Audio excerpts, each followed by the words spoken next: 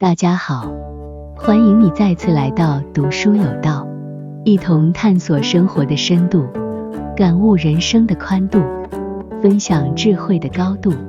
今天要跟大家分享的是，别晒成功，晒会失去水分，冷藏才是保鲜的最好方式。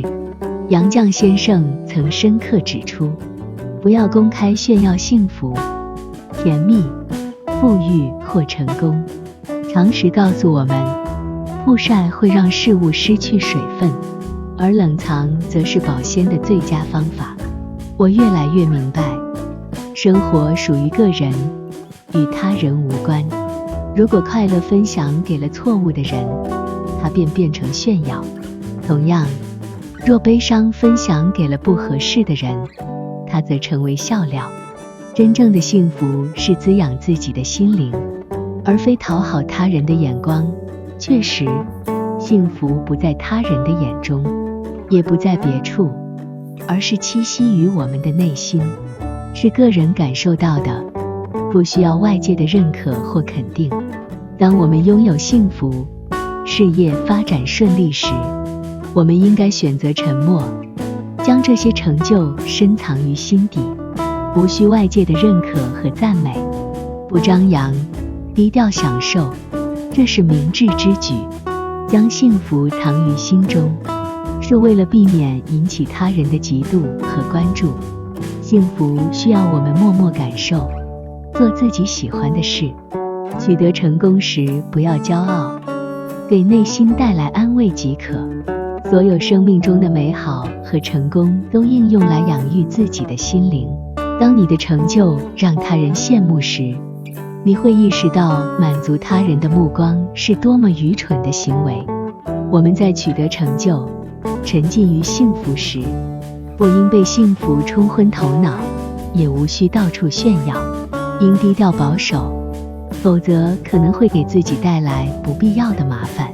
杨绛先生也曾经指出，不要炫耀，因为在这个世界上，除了父母，很少有人真心希望你过得比他们好。你要明白，并非所有人都祝福你的幸福，你的幸福也不需要他人来定义。真正要做的是享受幸福的生活，因为你的情感与他人无关。只有让自己满足，专注于自己的生活，你的幸福在别人眼里无足轻重。不要炫耀，因为每个人对幸福的定义都不同，因此无需向外界展示你的幸福。只有你内心的感受和满足，才是真正的幸福。幸福的概念因人而异，现实中，许多人喜欢炫耀自己的幸福和成就，或者通过炫耀财富来证明自己的价值。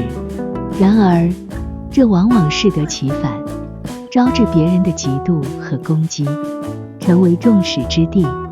任何时候，我们都不应该考验人性，也不应轻易暴露自己的一切。懂得隐藏自己，低调生活，是安稳一生的关键。